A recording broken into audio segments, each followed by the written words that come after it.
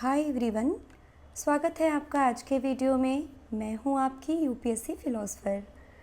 NCERT complete करने की दिशा में जो हमने पहली बुक ली है वो कक्षा 6 की इतिहास की एनसीईआरटी है, जिसका नाम है हमारा अतीत। इसमें टोटल 10 अध्याय हैं और हम पहुंच गए हैं 9वें अध्याय के पास। इसके पहले 8 अध्याय हो चुके हैं। अगर आपने अभी तक वीडियोज़ नहीं देखी हैं तो मैं कहूँगी कि पहले जा कर के 1 बाई 1 करके पूरे 8 अध्याय तक आप देख लीजिए, तभी आपको 9वां अध्याय ज़्यादा अच्छे से और बेहतर समझ में आएगा। जैसे ही 10 अध्याय कंप्लीट होंगे मैं एक रिवीजन वीडियो भी लेकर के आऊँगी, जिसमें इस बुक के सारे मैप, इम्पॉर्टेंट टर्म्स और जो भी इम्पॉर्टेंट डेट्स हैं उन सबको इकट्ठा करके मैं रिवीजन करा दूँगी और उसका पीडीएफ भी आप लोगों को अवेलेबल करा दूँगी। तो आज का हम देखते हैं अध्याय 9। उससे पहले इंश्योर कर लीजिए कि आपने अपनी पेन, अपना ब्लैंक पेपर, ब्लैंक मैप और एनसीईआरटी के जो मैप आपने जिस फॉर्म में भी सेव करके रखे हैं उन सबको लेकर के बैठिए।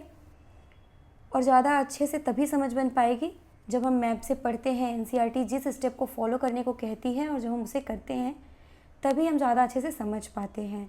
तो मैं आपको सजेस्ट करूंगी कि एनसीईआरटी के लिए किसी भी जिस्ट या सारांश के चक्कर में ना पड़े। एनसीईआरटी को वर्ड टू वर्ड पढ़ें। एनसीईआरटी बहुत इंपॉर्टेंट है। 6 to 12th की एनसीईआरटी बेसिक नॉलेज देती है, जिससे हमारी पर्सनालिटी डेवलपमेंट होती है और कॉमन सेंस बढ़ती है, स्पीकिंग स्किल बढ़ती है। तो इन सब पे बहुत ही ज़्यादा अच्छा परिवर्तन होता है हमारा। आप जैसे ही एक बुक कंप्लीट करेंगे एनसीईआरटी की, आप अपने खुद के कॉन्फिडेंस को बूस्ट होता हुआ देख पाएंगे। तो बिना किसी देरी के शुरू करते हैं आज का अध्याय, जिसका नाम है नए साम्राज्य और राज्य। साम्राज्य और राज्य में अंतर तो हम पिछले अध्याय में जान चुके हैं। 7वें अध्याय में इससे बात की जा चुकी थी। अब हम देखते हैं कि कुछ नए साम्राज्य आए हैं, वो कैसे हैं। देखते हैं। अरविंद राजा बना। अरविंद अपने स्कूल में खेले जाने वाले नाटक में राजा की भूमिका अदा करने के लिए चुना गया। उसने सोचा था कि वह शाही वेशभूषा में मूंछों पर ताव देते हुए रुपहले कागज में लिपटी तलवार को शान से पकड़कर चहलकदमी करेगा। ज़रा सोचो, उसे कितनी हैरानी हुई जब उसे बताया गया कि उसे बैठकर वीणा भी बजानी होगी और कविता पाठ भी करना होगा। एक संगीतज्ञ राजा, कौन हो सकता है वह? अरविंद सोचने लगा। यानी कि आज किसी राजा की बात होगी जिसकी रुचि गीत संगीत में है। देखते हैं क्या बताती हैं प्रशस्तियाँ। प्रशस्तियाँ एक नया वर्ड है आपके लिए। एनसीईआरटी आगे चल के उसे ज़रूर बताएगी। दरअसल अरविंद गुप्त वंश के प्रसिद्ध राजा समुद्रगुप्त की भूमिका अदा करने जा रहा था। समुद्रगुप्त।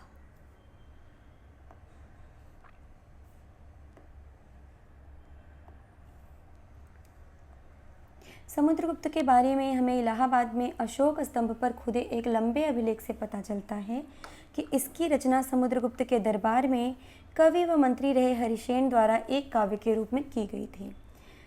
तो एक अभिलेख के माध्यम से पता चला है, जो कि इलाहाबाद में है। अशोक स्तंभ पर खुदा हुआ ये अभिलेख है। अशोक स्तंभ अशोक ने खड़ा करवाया था, जिसका हमने अध्याय 7 में पढ़ भी लिया था, जिसके बारे में। और यहाँ इनके मंत्री हरिसेन ने एक काव्य के रूप में इनके बारे में लिखा है, जिसे ही प्रशस्ति कहा गया है। यह एक विशेष किस्म का अभिलेख है जिसे प्रशस्ति कहते हैं। यह एक संस्कृत शब्द है जिसका अर्थ है प्रशंसा। प्रशस्तियाँ लिखने का प्रचलन पहले भी था। जैसे तुमने अध्याय 8 में गौतमी पुत्र श्री सातकर्णी की प्रशस्ति के बारे में पढ़ा, परंतु गुप्तकाल में इनका महत्व और बढ़ गया। यानी कि प्रशस्ति मतलब है कि उनका कोई दरबार का कवि या कोई अन्य व्यक्ति उस राजा के बारे में प्रशंसा लिख रहा है। राजा कहीं ना कहीं उसमें प्रशंसा की बात की गई, इसे उसे प्रशस्ति कहा जाता है। प्रशस्ति और अभिलेख में यही अंतर है। और प्रशस्ति गौतमीपुत्र सातकर्णी की भी हम पहले जान चुके हैं, जो कि सातवाहन राज्य से था, हमने पढ़ा था। यहाँ पर मातृसत्ता चल रही थी। समुद्रगुप्त की प्रशस्ति, आओ देखें। समुद्रगुप्त की प्रशस्ति हमें क्या बताती है? कवि ने इसमें राजा की एक योद्धा, युद्धों को जीतने वाले राजा, विद्वान, एक उत्कृष्ट कवि के रूप में भरपूर प्रशंसा की है, यहाँ तक कि उसे ईश्वर के बराबर बताया गया है। प्रशस्ति में लंबे लंबे वाक्य दिए गए हैं, यहाँ वैसे ही एक वाक्य का अंश दिया गया है। यानी कि राजा की प्रशंसा में से एक योद्धा बताया गया है, युद्ध जीतने वाला राजा बताया गया है, विद्वान भी, उत्कृष्ट कवि भी बताया गया है, यहाँ तक कि उसे ईश्वर का दर्जा दिया गया है। देखते हैं एक छोटा सा अंश। योद्धा समुद्रगुप्त, जिनका शरीर युद्ध मैदान में कुठारों, कुल्हाड़ियों, तीरों, भालों, बर्छों, तलवारों, लोहे की गदाओं, नुकीले तारों तथा अन्य सैकड़ों हथियारों से लगे घावों के दाग से भरे होने के कारण अत्यंत सुंदर दिखता है। यानी कि इतने घाव खाकर भी वो योद्धा युद्ध जीत रहा है और वो सुंदर दिख रहा है, उस घाव को सुंदर बताया गया है। यह वर्णन तुम्हें उस राजा के बारे में क्या बताता है? राजा किस प्रकार युद्ध लड़ते थे? यानी कि राजा कहीं ना कहीं इन सब औजारों के माध्यम से युद्ध लड़ते थे और उन्हें चोट भी लगती थी और युद्ध बहुत विभत्स होता था। अगर तुम मानचित्र 7 पृष्ठ 89 को गौर से देखो तो पाओगे कि एक क्षेत्र को हरे रंग से रंगा गया है। तुम्हें पूर्वी समुद्र के साथ साथ एक क्रम में लाल बिंदु दिखेंगे। उसी तरह कुछ क्षेत्र बैंगनी और नीले रंग के भी मिलेंगे। यह मानचित्र इस प्रशस्ति में प्राप्त जानकारियों के आधार पर बनाया गया है। हरिसेन 4 विभिन्न प्रकार के राजाओं और उनके प्रति समुद्रगुप्त की नीतियों का वर्णन करते हैं। यानी कि पहले तो देख लेते हैं कि इस मानचित्र में क्या क्या है। ये सिक्का देख लेते हैं पहले। वीणा बजाने वाला राजा, समुद्रगुप्त को कुछ अन्य गुणों को सिक्कों पर दिखाया गया है, जैसे इस सिक्के में उन्हें वीणा बजाते हुए दिखाया गया है। यहाँ पर आप देख सकते हैं कि वो वीणा बजा रहे हैं। मानचित्र में देख लेते हैं। यहाँ हरे रंग का ये एरिया है, ये यहाँ लाल रंग के बिंदु हैं पूर्वी तट पर, ये पिंक कलर का और पर्पल बैगनी कलर का और ये नीले कलर का। देखते हैं इनके बारे में क्या बताती है एनसीईआरटी, पढ़ते हैं। मानचित्र में हरे रंग का क्षेत्र आर्यावर्त के उन 9 शासकों का है जिन्हें समुद्रगुप्त ने हराकर उनके राज्यों को अपने साम्राज्य में मिला लिया। यानी कि हरिसेन जो उनके दरबार के कवि हैं या मंत्री हैं, समुद्रगुप्त के बारे में उन्होंने ये सब जानकारियाँ दी है। ये हरिसेन बता रहे हैं समुद्रगुप्त के बारे में कि जो हरा रंग का क्षेत्र है वो आर्यावर्त है, वहाँ पे 9 शासक हैं और उनको समुद्रगुप्त ने हराकर उनका साम्राज्य मिला लिया है। ये जो पूरा साम्राज्य है, ये यहाँ 9 शासक हैं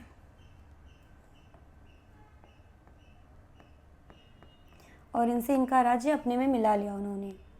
दूसरा है इसके बाद दक्षिणावर्त, और इसे आर्यावर्त कहते हैं। ये जो ग्रीन कलर वाला है हम इसे आर्यावर्त कहते हैं इस एरिया को। ये सब आप अपने मैप में लिखते जाइए कि आर्यावर्त क्या है। इसके बाद दक्षिणापथ के 12 शासक आते हैं। इनमें से कुछ की राजधानियों को दिखाने के लिए मानचित्र पर लाल बिंदु दिए गए हैं। इन सब ने हार जाने पर समुद्रगुप्त के सामने समर्पण किया था। समुद्रगुप्त ने उन्हें फिर से शासन करने की अनुमति दे दी। यानी कि ये जो दक्षिणापथ के शासक हैं, यहाँ जो रेड बिंदु हैं, ये शासक 12 शासक हैं यहाँ पे टोटल। यहाँ भी 12 शासक है और इन्होंने हार मान ली, तो यहाँ पे समुद्रगुप्त ने इनके साम्राज्य को अपने राज्य में नहीं मिलाया, बल्कि इन्हें इनका शासन वापस करने की अनुमति दे दी। पड़ोसी देशों का आंतरिक घेरा बैंगनी रंग से रंगा गया है। इनमें असम, तटीय बंगाल, नेपाल, उत्तर पश्चिम के कई गढ़ या संघ आते थे। ये समुद्रगुप्त के लिए उपहार लाते थे, उनकी आज्ञाओं का पालन करते थे तथा उनके दरबार में उपस्थित हुआ करते थे। यानी कि ये जो एरिया है, ये यहाँ से पूरा ये एरिया, इसमें नेपाल आ रहा है, उत्तर पूर्व आ रहा है और तटीय बंगाल, असम, ये सब आ रहे हैं। ये सब समुद्रगुप्त के लिए उपहार लाते थे और इनकी अधीन थे समुद्रगुप्त के, इनकी आज्ञा का पालन करते थे। नेक्स्ट देखते हैं बाह्य इलाके के शासक जिन्हें नीले रंग से रंगा गया है, संभवतः कुषाण तथा शक वंश के थे। इसमें श्रीलंका के शासक भी थे। उन्होंने समुद्रगुप्त की अधीनता स्वीकार की और अपनी पुत्रियों का विवाह उनसे किया। यानी कि यहाँ पे रिलेशंस बन रहे थे, रिलेशन के आधार पर इन्होंने अधीनता स्वीकार की थी, पुत्रियों का विवाह किया था। और यहाँ दक्षिणापथ, ये आर्यावर्त, इन सबको हाईलाइट कर लीजिए। ये जो नीला पार्ट है इधर का, और ये श्रीलंका भी, यहाँ से समुद्रगुप्त के रिलेशन के हिसाब से चीज़ें चल रही थी कि पुत्रियों का विवाह ये राजा कर दे रहे थे और फिर इस तरीके से एक अधीनता स्वीकार कर रहे थे और वो फिर अपना राज अपने हिसाब से चला रहे थे। यहाँ पे कुषाण और शक थे।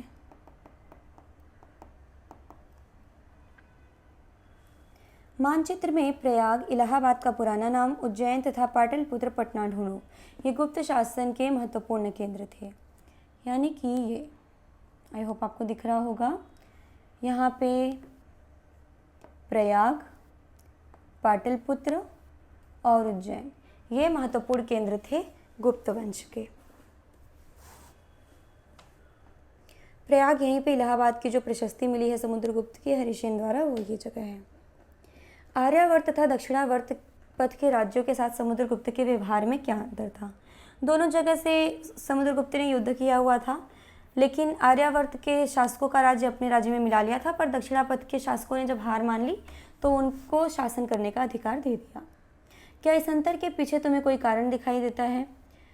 हो सकता है क्योंकि आर्यावर्त जो है ये यहाँ से इनका कब्जा करना बहुत ईजी है। यहाँ पे आप ध्यान दीजिए, जो आर्यावर्त का इलाका है वो इनके केंद्रों के पास है, जो महत्वपूर्ण केंद्र है उज्जैन, प्रयाग, पाटलिपुत्र, इन सब के पास है, तो यहाँ पे ये शासन कर सकते थे। यहाँ इन्होंने राज्यों को मिला लिया। यहाँ अधीनता स्वीकार करने के बाद राज्य वापस दे दिया, क्योंकि अधीन तो है ही, डर बना रहे, पर यहाँ से इन्हें शासन करने में थोड़ी मुश्किल होती, तो शायद इस वजह से इन्होंने उनको शासन करने का ऑर्डर दे दिया होगा कि आप शासन कर सकते हैं। आगे देखते हैं विक्रम संवत, ये क्या है? 58 ईसा पूर्व में प्रारंभ होने वाले विक्रम संवत को, यानी कि जब 0 से शुरू हुआ है जहाँ से हमारा ईयर, उसके भी 58 साल पहले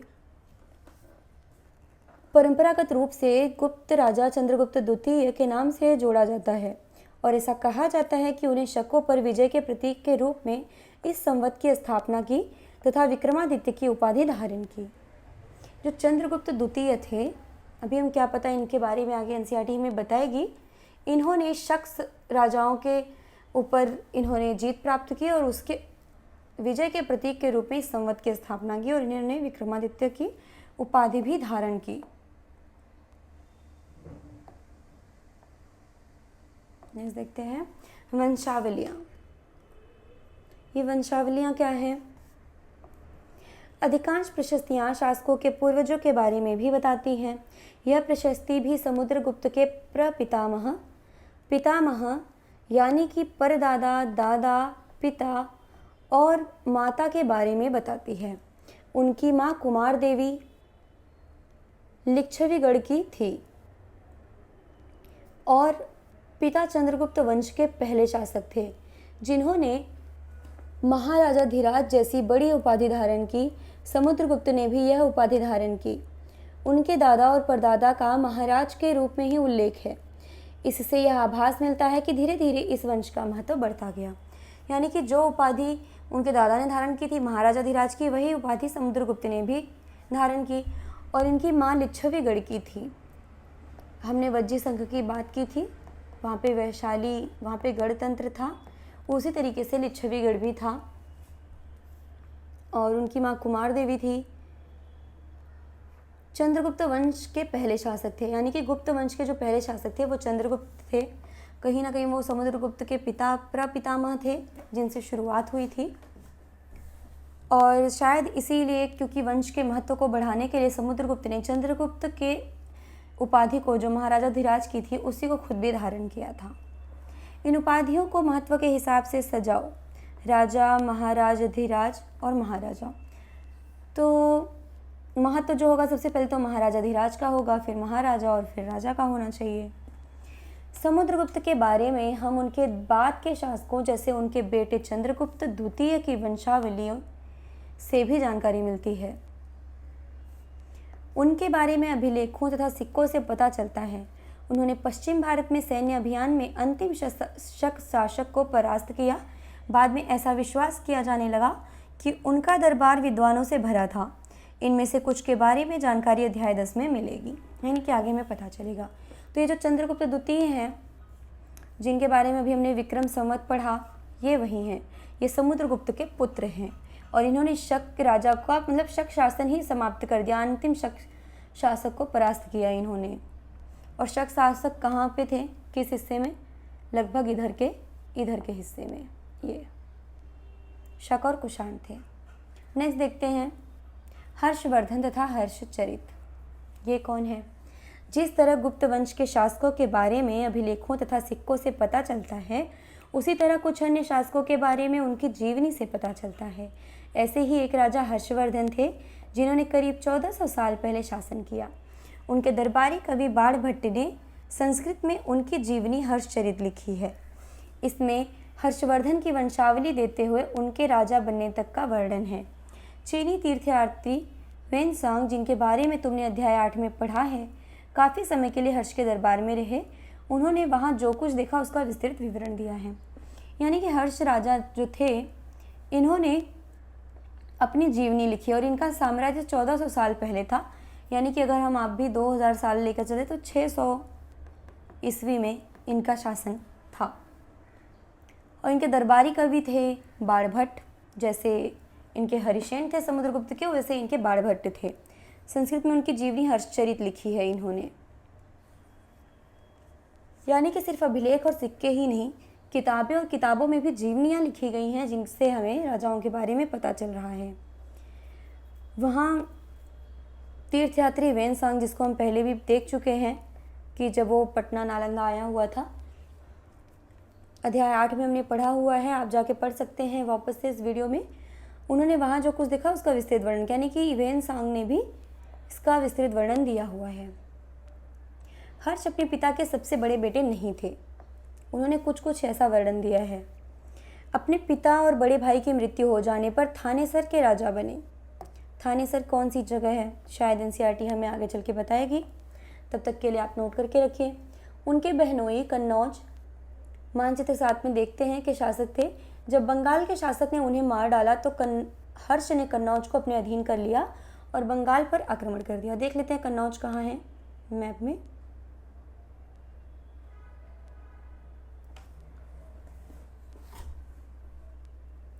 मैं मैप को क्लियर करती हूँ। कन्नौज है यहाँ पे, मैं जूम करती हूँ, यहाँ मथुरा के जस्ट बाजू में। मथुरा हमने कल पढ़ा था कि ये धार्मिक केंद्र था गुप्त वंश का। आगे देखते हैं। कन्नौज में यहाँ पे जो शासन था वो हर्षवर्धन का शासन था। और हर्षवर्धन का शासन कब आया? जब गुप्त वंश कहीं ना कहीं ख़त्म होने लगा था तब। और इन्होंने बंगाल पे भी आक्रमण कर दिया। इनके बहनोई थे कन्नौज के राजा।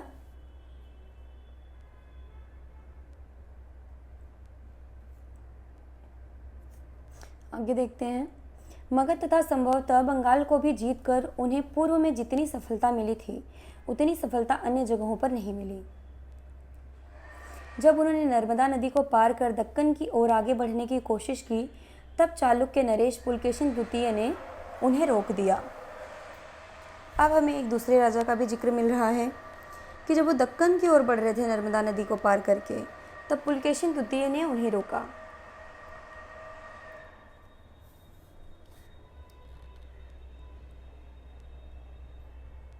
देखते हैं हम इस मैप को।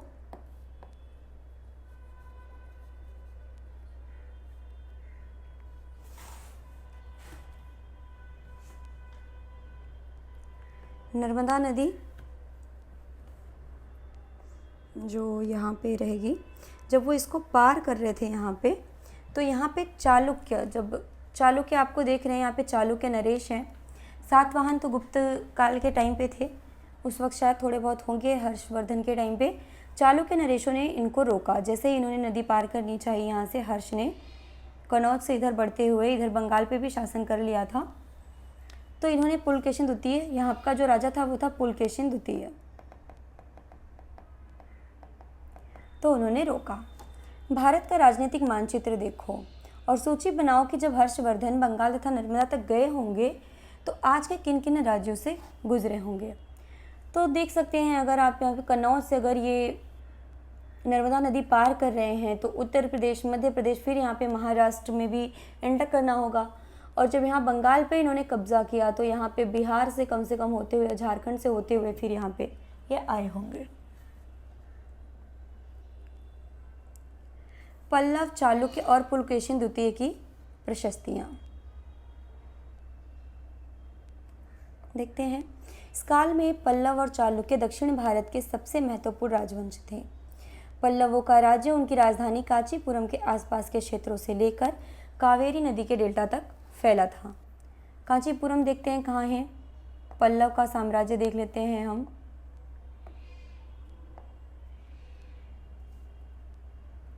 यहाँ कांचीपुरम है और ये है कावेरी नदी, यानी कि कुछ यहाँ तक, यहाँ पल्लव जो थे वो हर्ष के टाइम पर थे यहाँ पे। जबकि चालुक्यों का राज्य कृष्णा और तुंगभद्रा नदी के बीच स्थित था। तुंगभद्रा और कृष्णा नदी के बीच, यानी कि ये जो चालुक्य हैं, यहाँ पे कृष्णा और यहाँ पे तुंगभद्रा, इन दोनों नदियों के बीच में इनका राज्य था चालुक्य राजाओं का। यहाँ पे चालुक्य हैं और यहाँ पे पल्लव हैं। चालुक्यों की राजधानी ऐहोल थी। यहाँ पे आप देख रहे हैं, ये ऐहोल मार्क किया गया है। यह एक प्रमुख व्यापारिक केंद्र था। ऐहोल जो था वो व्यापारिक केंद्र था। इनको लिखते जाइए। यह एक प्रमुख व्यापारिक केंद्र था। धीरे धीरे यह एक धार्मिक केंद्र भी बन गया जहाँ कई मंदिर थे। फिर ये धार्मिक मंदिर केंद्र भी बन गया मथुरा के जैसा। पल्लव और चालुक्य एक दूसरे की सीमाओं का अतिक्रमण करते थे। मुख्य रूप से राजधानियों को निशाना बनाया जाता था जो समृद्ध शहर थे। पल्लव की राजधानी थी कांचीपुरम और यहाँ इनकी ऐहोल। फिर ये एक दूसरे के राज्य को यहीं कहीं पे अतिक्रमण करते रहते थे और एक दूसरे की राजधानी को निशाना बनाते थे। पुलकेशिन द्वितीय सबसे प्रसिद्ध चालुक्य राजा थे। यहाँ से उनके बारे में हमें दरबारी कवि रवि कीर्ति द्वारा रचित प्रशस्ति से पता चलता है।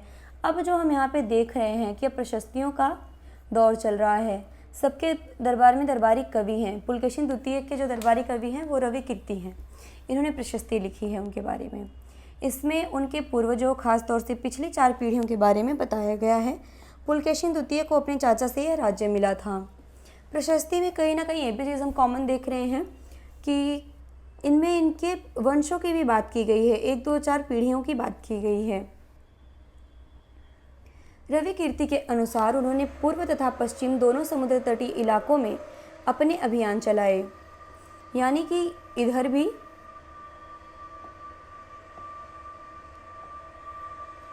यानी कि इस साइड भी और इस साइड भी, यहाँ दोनों जगह पे, पूर्व तटीय पे और पश्चिम तटीय, दोनों समुद्र तटीय इलाकों पर इन्होंने अभियान किया। इसके अतिरिक्त तो उन्होंने हर्ष को भी आगे बढ़ने से रोका। इधर भी इनका ध्यान था कि हर्ष इधर से ना आ जाए, क्योंकि हर्ष इधर आ रहा था तो इन्होंने इधर पे रोका। सॉरी। हर्ष का अर्थ आनंद होता है। कवि का कहना है कि इस पराजय के बाद हर्ष अब हर्ष नहीं रहा। पुलकेशिन द्वितीय ने पल्लव राजा के ऊपर भी आक्रमण किया, जिसे कांचीपुरम की दीवार के पीछे शरण लेनी पड़ी। यानी प्रशस्ति में कहीं ना कहीं राजा को बढ़ा चढ़ाकर दिखाने की बात की जाती है। यहाँ हर्ष को हराने के बाद और व्यंग्य के रूप में कहा गया कि अब हर्ष जो है वो हर्ष नहीं है, आनंदित नहीं है।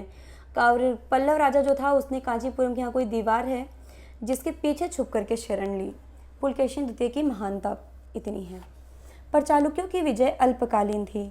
लड़ाई से दोनों वंश दुर्बल होते गए। पल्लवों और चालुक्यों को अंततः राष्ट्रकूट तथा चोल वंशों ने समाप्त कर दिया। इनके बारे में तुम कक्षा 7 में पढ़ोगे। यानी कि 2 और राज्य आए कि इन लोगों ने लड़ाइयाँ तो की, बहुत अति मचा दी थी, तो इनको भी परास्त करने वाले लोग पैदा हुए। जो भी अति मचाता है उसका हाल यही होता है। यानी कि यहाँ चालुक्यों को तो राष्ट्रकूट ने पराजित किया और कांचीपुरम, यहाँ पे चोल साम्राज्य आ गया। पल्लवों को चोलों ने पराजित कर दिया। वे कौन से अन्य शासक थे जो तटों पर अपना नियंत्रण करना चाहते थे?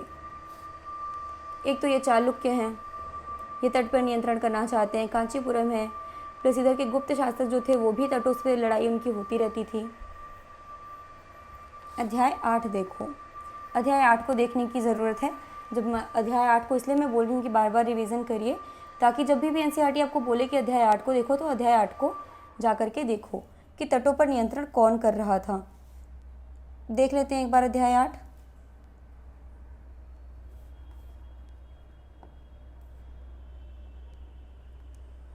यहाँ पर अगर आप देखेंगे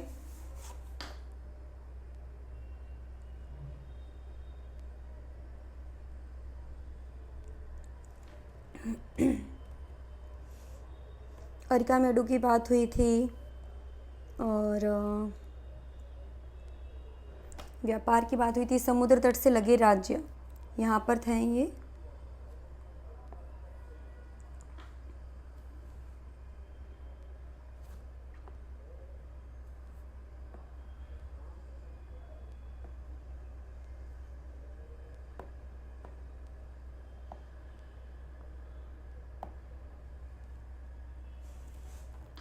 और यहाँ देख लेते हैं कौन कौन से राजा हैं।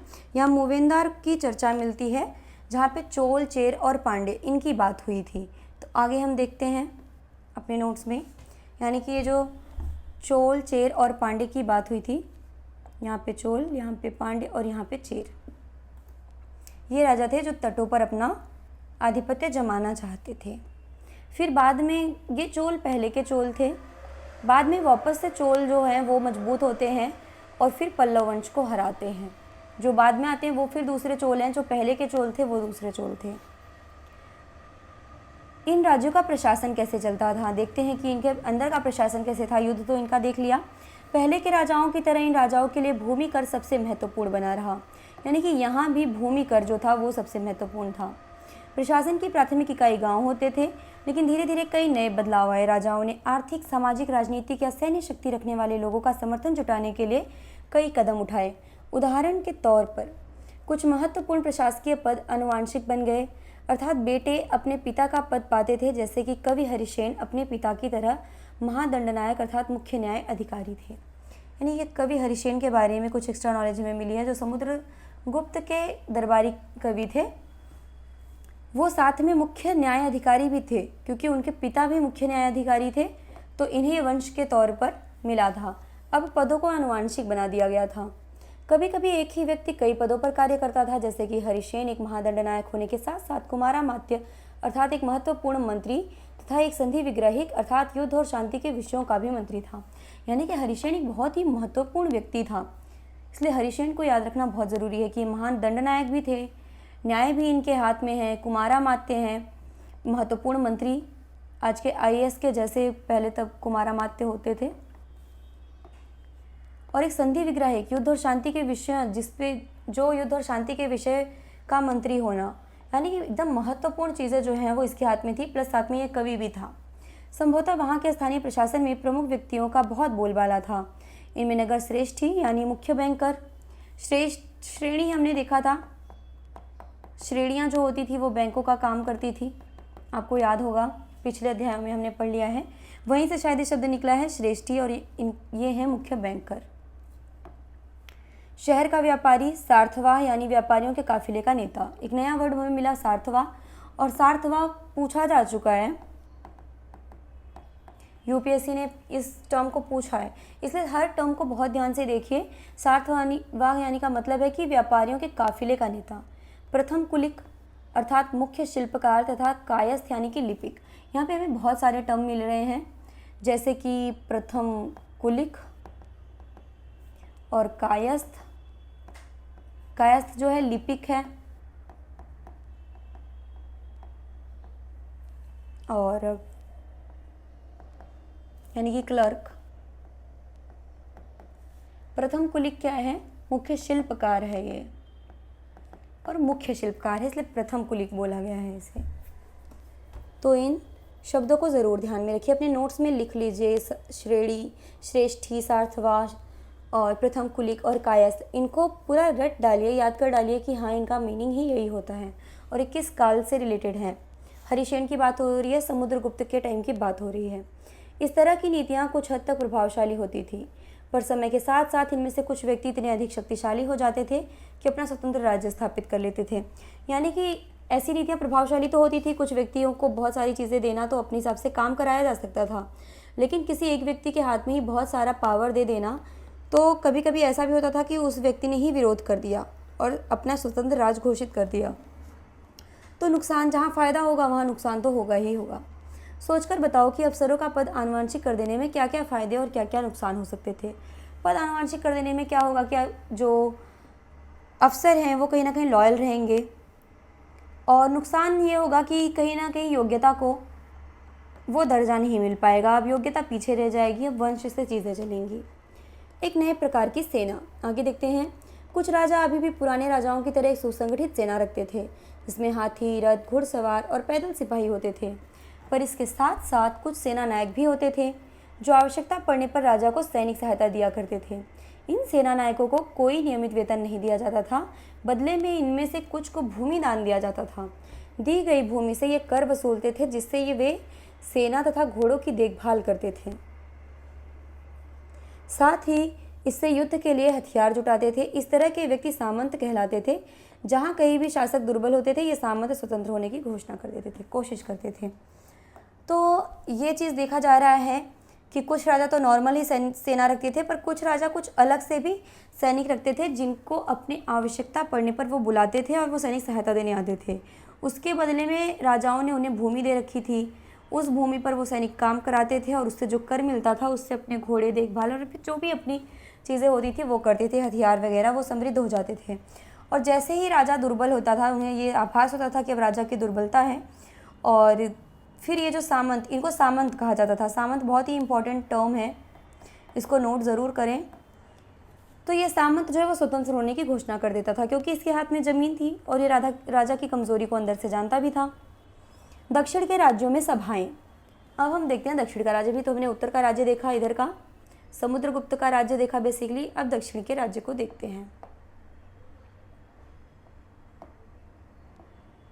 इधर के एरिया को देखते हैं। पल्लवों के अभिलेखों में कई स्थानीय सभाओं की चर्चा है। इनमें से एक था ब्राह्मण भूस्वामियों का संगठन, जिसे सभा कहते थे। यानी सभा क्या थी? सभा ब्राह्मण भूस्वामियों का संगठन थी। ब्राह्मण भूस्वामी पल्लव के टाइम पे थे और इनको सभा बोला जाता था। सभा हमने पहले भी देख लिया, जो वरिष्ठ नागरिकों की सभा थी वैदिक काल में। ये सभाएं उप समितियों के जरिए सिंचाई, खेती बाड़ी से जुड़े विभिन्न काम, सड़क निर्माण, स्थानीय मंदिरों की देखरेख आदि का काम करती थी। यानी कि ये भूस्वामी कहीं ना कहीं बहुत ही महत्वपूर्ण निर्णय लेते थे। जो भी सिंचाई, खेती बाड़ी, सड़क निर्माण, मंदिर की देखरेख भी इनके हाथ में ही था। जिन इलाकों के भूस्वामी ब्राह्मण नहीं थे, वहाँ पर उर नामक ग्राम सभा के होने की बात कही गई है। यानी कि ब्राह्मणों की, जहाँ पे भूस्वामी ब्राह्मण है, वहाँ की जो सभा है उसका नाम है सभा, और बाकी जगह की जो सभा है जहाँ पे ब्राह्मण है उनका नाम है उर। इन सबको जरूर नोट करते जाएं। नगरम व्यापारियों के एक संगठन का नाम था। नगरम, ये व्यापारियों का संगठन है। संभवतः इन सभाओं पर धनी, शक्तिशाली भूस्वामियों और व्यापारियों का नियंत्रण था। इनमें से तो बहुत सी स्थानीय सभाएं शताब्दियों तक काम करती रहीं। इन तीन टर्म हमने देखा। साउथ में क्या चल रहा है? सभा, उर और नगरम, ये चीज़ें चल रही हैं। जबकि इधर क्या चीज़ें चल रही हैं? इधर पद ही, जो राजा पद दे रहा है, ऑफिसर्स के पद दे रहा है, मंत्री के या फिर सैनिकों के पद ही कब्जा कर लेते हैं। इधर सभाएं चल रही हैं, वो लोग इम्पोर्टेंट काम कर रहे हैं मिलजुल कर। उस ज़माने में आम लोग कैसे थे देख लेते हैं। जनसाधारण के जीवन की थोड़ी बहुत झलक हमें नाटकों तथा कुछ अन्य स्रोतों से मिलती है। चलो इसके कुछ उदाहरण देखते हैं। कालिदास अपने नाटकों में राज दरबार के जीवन के चित्रण के लिए प्रसिद्ध हैं। इन नाटकों में एक रोचक बात यह है कि राजा और अधिकांश ब्राह्मणों को संस्कृत बोलते हुए दिखाया गया है, जबकि अन्य लोग तथा महिलाएं प्राकृत बोलते हुए दिखाए गए हैं। उनका सबसे प्रसिद्ध नाटक अभिज्ञान शाकुंतलम दुष्यंत नामक एक राजा और शकुंतला नाम की एक युवती की प्रेम कहानी है। इस नाटक में एक गरीब मछुआरे के साथ राज कर्मचारियों के दुर्व्यवहार की बात की गई है। यानी कि पहले तो भाषा में ही अंतर है। जो बड़े लोग हैं वो संस्कृत बोलते हैं और जो आम लोग हैं वो प्राकृत बोलते हैं। जैसे आज के जो एलीट वर्ग है वो क्या बोलता है कि वो इंग्लिश में बात करता है, और जो नॉर्मल है वो हिंदी में बात करते हैं। आज भी भाषा का कहीं ना कहीं वो दीवार तो है, उस समय भी चल रही थी। और उनके साथ जो गरीब है उनके साथ दुर्व्यवहार की बात की जा रही है। तो कहीं ना कहीं बहुत अच्छा जीवन नहीं था, नॉर्मल ही जीवन था, जैसे अब है वैसे ही तब था। देखते हैं इस कहानी में क्या है। एक मछुआरे को एक कीमती अंगूठी मिली। यह अंगूठी राजा ने शकुंतला को भेंट की थी, पर दुर्घटनावश उसे एक मछली निगल गई। जब मछुआरा इस अंगूठी को लेकर राजमहल पहुंचा तो द्वारपाल ने उस पर चोरी का आरोप लगाया और मुख्य पुलिस अधिकारी भी बहुत बुरी तरह से पेश आया। यानी कि शकुंतला शायद नदी में कहीं पे विहार कर रही थी, घूम रही थी, और उसकी अंगूठी पानी में गिर गई थी और उसे मछली ने निगल लिया था। जब मछुआरे ने मछली पकड़ी तो उसको वो अंगूठी मिली। उसे लगा कि वो राज दरबार का है, तो उसने राज दरबार में लेकर के अंगूठी वो पहुंचा, पर वहाँ पे उस पर ही चोरी का आरोप लग गया और पुलिस अधिकारी बुरी तरीके से पेश आया। राजा उस अंगूठी को देखकर बहुत खुश हुए और उन्होंने मछुआरे को इनाम दिया। यानी कि राजा कहीं ना कहीं वो बुरा नहीं था, राजा के जो कर्मचारी थे वो बुरा व्यवहार करते थे। पुलिस वाला और द्वारपाल मछुआरे से इनाम का कुछ हिस्सा हड़पने के लिए उसके साथ शराब खाने चल पड़े। यानी कि पुलिस वाले और जो अफसर थे वो कहीं ना कहीं भ्रष्ट थे उस समय।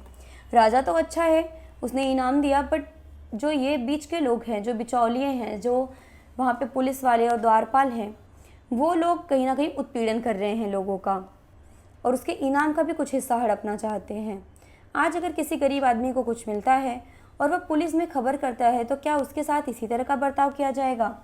ऐसा तो नहीं होता, बट जहाँ पे करप्ट कोई पुलिस ऑफिसर है तो वो ऐसा कर भी सकता है, बट मोस्टली नहीं करेंगे।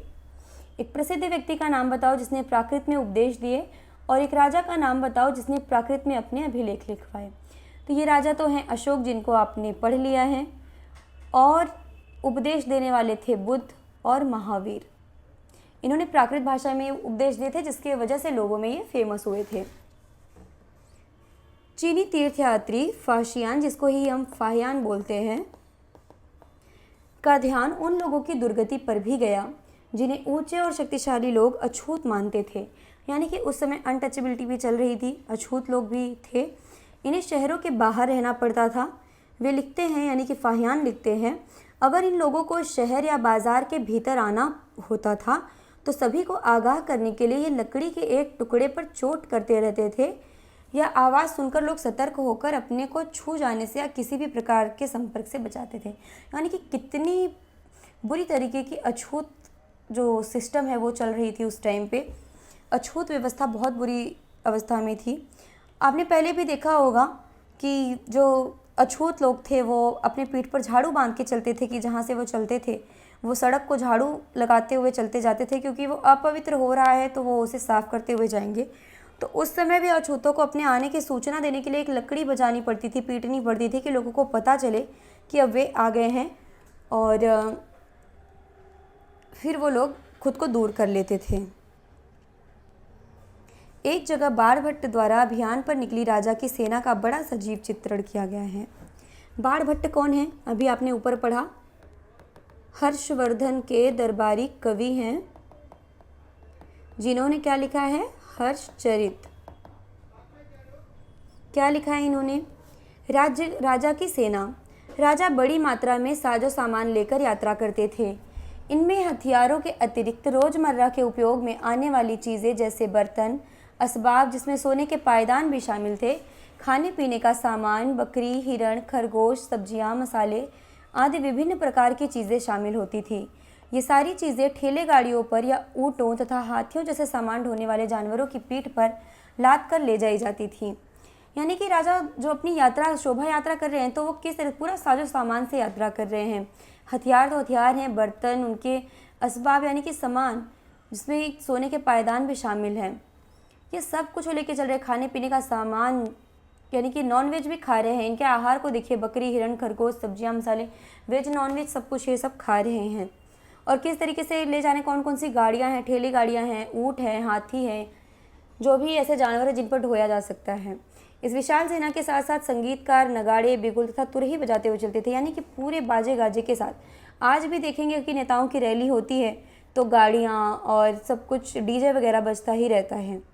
रास्ते में पड़ने वाले गाँव वालों को उनका सत्कार करना पड़ता था। वे दही, गुड़ तथा फूलों का उपहार लाते थे तथा जानवरों को चारा भी देते थे। वे राजा से भी मिलना चाहते थे ताकि अपनी शिकायत या कोई अनुरोध उनके सामने रख सके। सेम ऐसे ही जैसे आज की जनता कुछ ना कुछ कोशिश करती है कि वो अपनी तरफ से भेंट दे।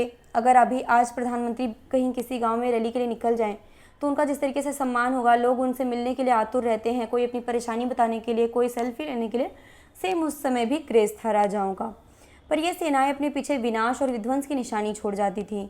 अक्सर गांव वालों की झोपड़ियां हाथी कुचल डालते थे और व्यापारियों के काफिलों में जूते बैल इस हलचल भरे माहौल से डर कर भाग खड़े होते थे। बाढ़ भट्टे लिखते हैं, पूरी दुनिया धूल के गर्त में डूब जाती थी। सेना के साथ ले जाने वाली चीज़ों की सूची बनाओ, ग्रामवासी राजा के लिए क्या क्या लेकर आ रहे थे। तो मेन बात तो ये है, आपने सामान की सूची देख ही ली, लोग क्या भेंट करते थे, उनके पास जो भी था वो सब करते थे, दही गुड़ फूल कुछ भी जो भी उपहार उनके पास है वो सब। लेकिन हाथी जानवर थोड़ी ना जानेंगे कि कहाँ लोग रह रहे हैं, वो उनकी झोपड़ी कुचल देते थे और लोग झोपड़ी में रह रहे हैं। तो कहीं ना कहीं आम लोगों की हालत ख़राब है। राजा महलों में रह रहे हैं, बहुत ही ज़्यादा आलीशान जीवन जी रहे हैं, बट जो नॉर्मल लोग हैं वो झोपड़ी में जीवन बिता रहे हैं, उनके बैल भाग जा रहे हैं। तो इस तरीके की चीज़ें थी। कल्पना करो, यह अध्याय यहीं पे ख़त्म हो गया है। अब इसके देख लेते हैं सॉल्यूशंस क्या क्या हैं। हर्षवर्धन की सेना अगले हफ्ते तुम्हारे गांव आने वाली है। तुम्हारे माता पिता इसके लिए तैयारी कर रहे हैं। वर्णन करो कि वे क्या क्या बोल रहे हैं और क्या क्या कर रहे हैं। वैसे ही जैसे समझ लीजिए कि आज के प्रधानमंत्री आ रहे होंगे तो हम लोग क्या करेंगे, हमारे पास जो बेस्ट रहेगा वो देंगे, प्रोवाइड करेंगे, कोशिश करेंगे कि हम उनसे मिल लें, यही सब चीज़ें करेंगे। या कोई बहुत बड़ी परेशानी होगी तो बताएंगे, अदरवाइज़ वो भी नहीं। आओ याद करें, सही या गलत बताओ। हरिशेन ने गौतमी पुत्र श्री सातकर्णी की प्रशंसा में प्रशस्ति लिखी। बिल्कुल नहीं, इन्होंने समुद्रगुप्त की लिखी है। आर्यावर्त के शासक समुद्रगुप्त के लिए भेंट लाते थे। नहीं, ये शासक थे जो उनके लिए भेंट लाते थे। जो यहाँ के पड़ोसी शासक थे, ये आंतरिक पड़ोसी जो थे बंगाल और नेपाल के, ये उनके ऑर्डर को फॉलो करते थे। दक्षिणापथ में 12 शासक थे, करेक्ट है यहाँ पे। गुप्त शासकों के नियंत्रण में 2 महत्वपूर्ण केंद्र तक्षशिला और मदुरै थे। नहीं, तक्षशिला और मदुरै तो जो थे वो मौर्य शासकों के थे, आपने पहले में पढ़ा था। और एक्चुअली एनसीईआरटी वही याद कराना चाहती थी कि तक्षशिला और मदुरै कहाँ के केंद्र थे। तो आपने यहाँ पे देखा था जब महाजनपद काल चल रहा था, मगध साम्राज्य की बात चल रही, तो यहाँ पे तक्षशिला और यहाँ पे मदुरै की बात की गई थी। और मदुरै दूसरे का पांड्य राजाओं की जगह थी और तक्षशिला यहाँ पे मगध में बात हो रही थी। और गुप्त शासकों के जो नियंत्रण में जो केंद्र हैं वो केंद्र क्या क्या हैं, पाटलिपुत्र, प्रयाग और उज्जैन, यानी कि ये गलत है। एहोल पल्लवों की राजधानी थी, एहोल चालुक्यों की राजधानी थी, आप अभी भी देख सकते हैं यहाँ पे, यहाँ चालुक्य और एहोल इनकी राजधानी। पल्लवों की राजधानी भी सिला के देख लीजिए, पल्लव की कांचीपुरम है। दक्षिण भारत में स्थानीय सभाएं सदियों तक काम करती रहीं, ये सही है। ऐसे 3 लेखकों के नाम बताओ जिन्होंने हर्षवर्धन के बारे में लिखा। अब ये 3 लेखक हमें कहाँ मिलेंगे, ये तो एक तो हमें फाहियान मिला जिसने बताया, बाणभट्ट मिला हमें, उसने बताया, और हर्षवर्धन के बारे में हमें इनके लेखक ने भी बताया, रवि कीर्ति, जो पल्लव नहीं जो चालुक्य राजा पुलकेशिन द्वितीय, इसके जो कवि थे रवि कीर्ति, इन्होंने भी बताया था कि हर्ष जो है वो उसका हर्ष खत्म हो गया क्योंकि इस राजा ने उसे हरा दिया था। हर्ष के कवि तो थे ही और फाहियान दूसरे। इस युग में सैन्य संगठन में क्या बदलाव आए। सैन्य संगठन में ये हुआ कि उन्हें एक तो वंश वाला पद दे दिया गया और उन्हें भूमि अनुदान में दी गई और पर्सनल सेना रखने लगे राजा। इस काल की प्रशासनिक व्यवस्था में तुम्हें क्या क्या नई चीज़ें दिखती हैं। इस काल की प्रशासनिक व्यवस्था जो है वहाँ अफसरों का जो पद है वो आनुवांशिक कर दिया गया है। कर तो लिया ही जा रहा है, लोगों से उपहार भेंट भी लिए जा रहे हैं, बाकी सभाएं हो रही हैं यहाँ पे व्यवस्था को देखने के लिए। यहाँ पर लोगों की हालत थोड़ी ख़राब ही है।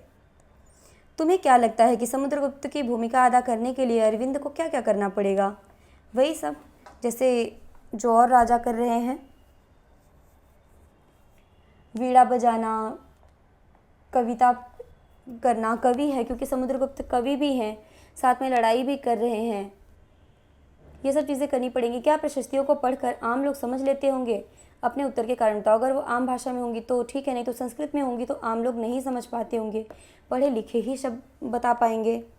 ये करके देखो तो ऐसे ही रहता है।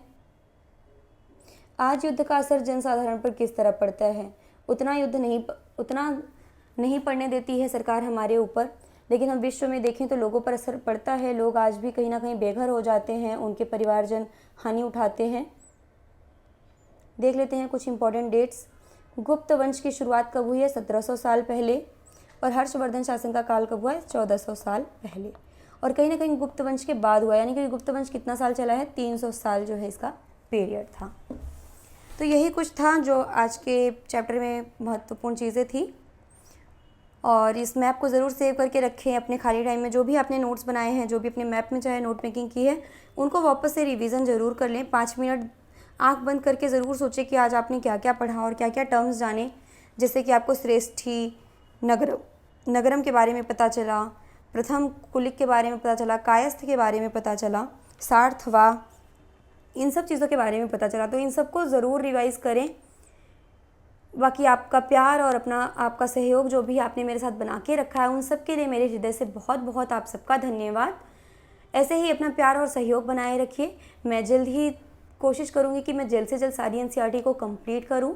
बस एक चैप्टर और ये बुक कंप्लीट हो जाएगी। इसके बाद मैं पूरा इस बुक का जिस्ट लेकर के आऊँगी। जिस्ट यानी कि मैं जो इसके इंपॉर्टेंट मैप है और जो इंपॉर्टेंट टर्म्स हैं, इंपॉर्टेंट डेट्स हैं, उनको इकट्ठा करके मैं लेकर के आऊँगी और रिवीजन भी करा दूँगी। फिर अगली बुक की शुरुआत करूँगी।